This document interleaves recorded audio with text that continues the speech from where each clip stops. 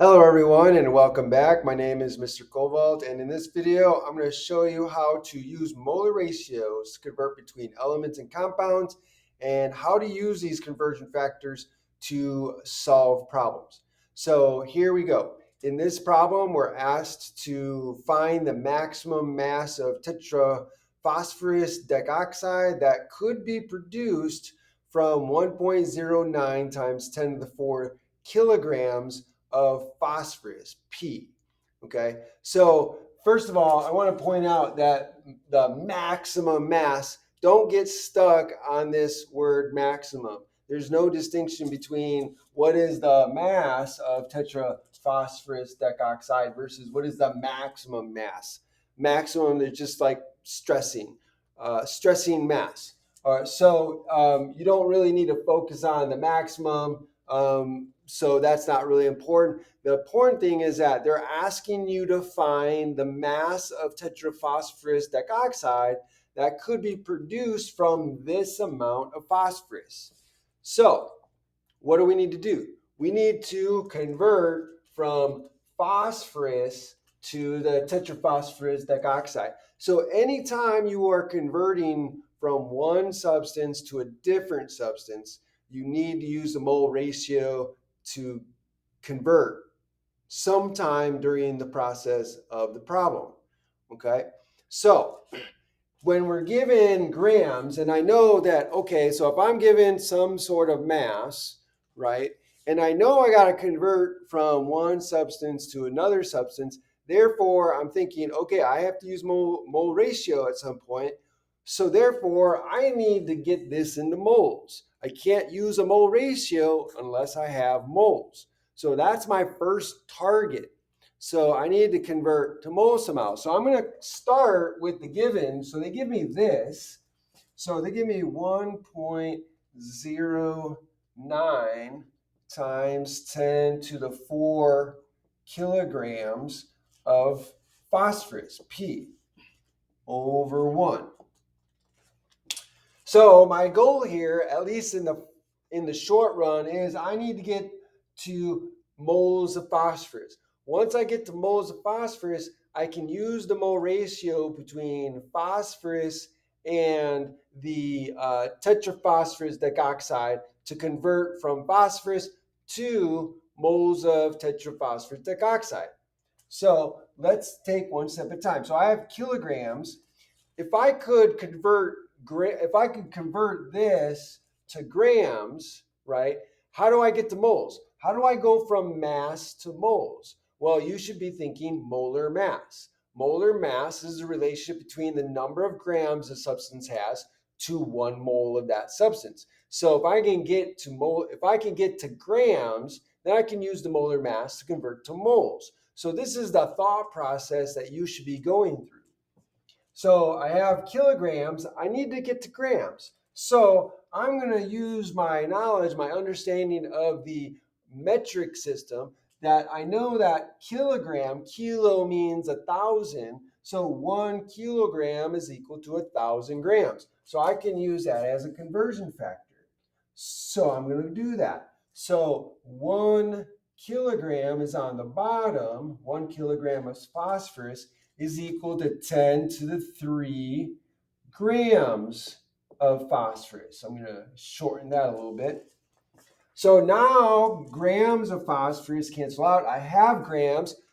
Now I can use the molar mass of phosphorus to convert from moles to grams. So I look up the molar mass. I look up the atomic mass on the periodic table. That's the same as the molar mass. So phosphorus here is 30.97. So that means that 30.97 grams of phosphorus is equal to 1 mole. And I put the grams on the bottoms to cancel out with grams on top. So 1 mole of phosphorus goes on the top. So now grams of phosphorus cancel out. Now I have moles of phosphorus. Now I can do the mole ratio. But where do I get this mole ratio? I get it from the formula.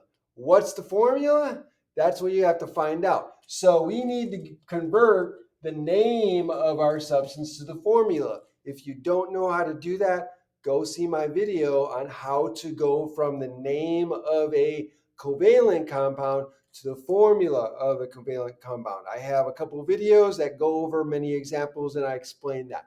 So we're going to convert this to the formula. So the formula for this is P4O10. Okay, so there's my formula.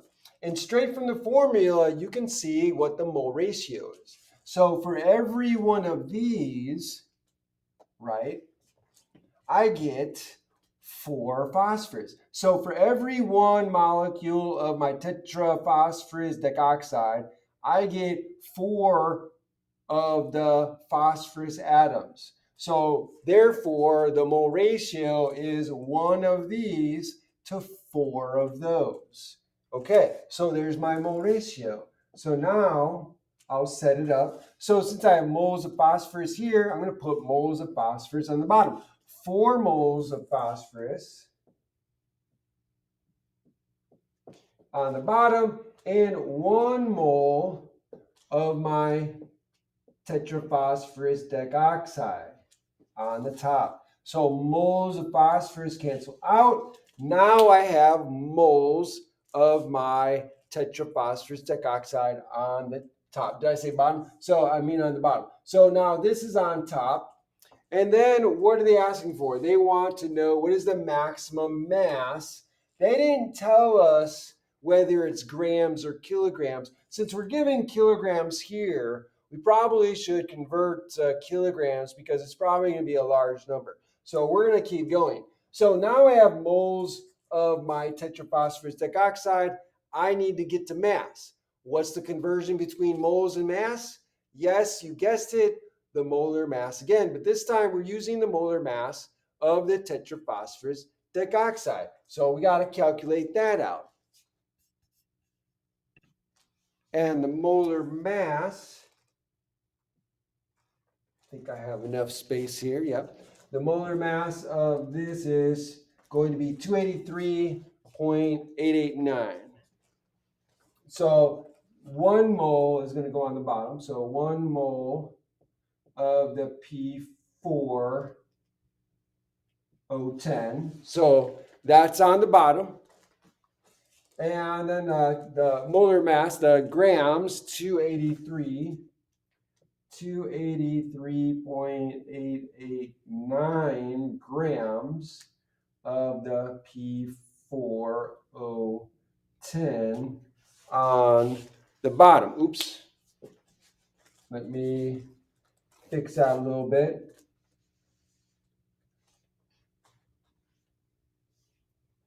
So 283.889, and then that's going to be P4O10. Okay, that's better. All right, so now moles cancel out. Now I'm going to bring it down here to continue since I'm out of room. So now I have grams. That should be grams.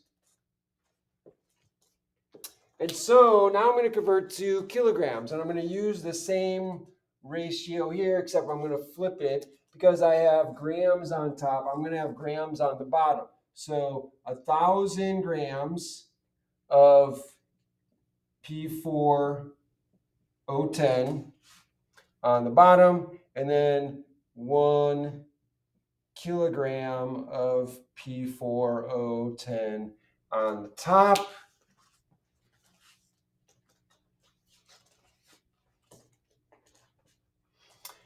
And then grams are going to cancel out. Grams cancels out here. Now I have kilograms. And so now I'm done. So now all I need to do is multiply across the top, divide by everything on the bottom, and I get my answer. And so my answer then is 2.50. So this is going to be 2.50 times 10 to the 4 kilograms. Let me see here. Yes, kilograms of P4O10 10.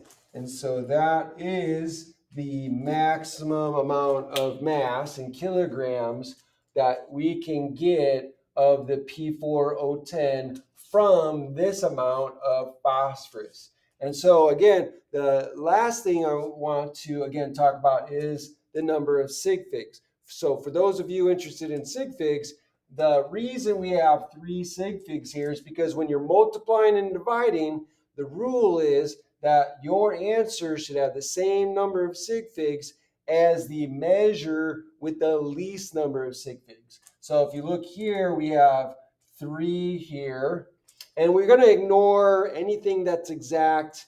So for example, this is an exact relationship, so that can be ignored. This is an exact relationship, so that can be ignored. So these are not measures. So that is a measure. So we have 3 sig figs here. We have 4 here. This is exact. The mole ratio is an exact ratio. And this is a measure. We have 6 sig figs there. So the least number is 3. So that's why I have 3 sig figs here. So that, ladies and gentlemen, is the end of this video. I hope this was helpful. If this was helpful and you found this video very useful, then please, by all means, like the video, share the video, then please subscribe to my channel. Make sure you hit that notification bell. And when you do, make sure you click all so you can be notified by all the videos I put out. Finally, put a comment down below in the comment section. I would love to hear from you. Thanks for, oh, by the way, if you have any questions or comments, or if you have a problem that you want me to go over, or a concept that you want me to do a video on, then I would love to do that for you. Thanks for joining me, and have a great day.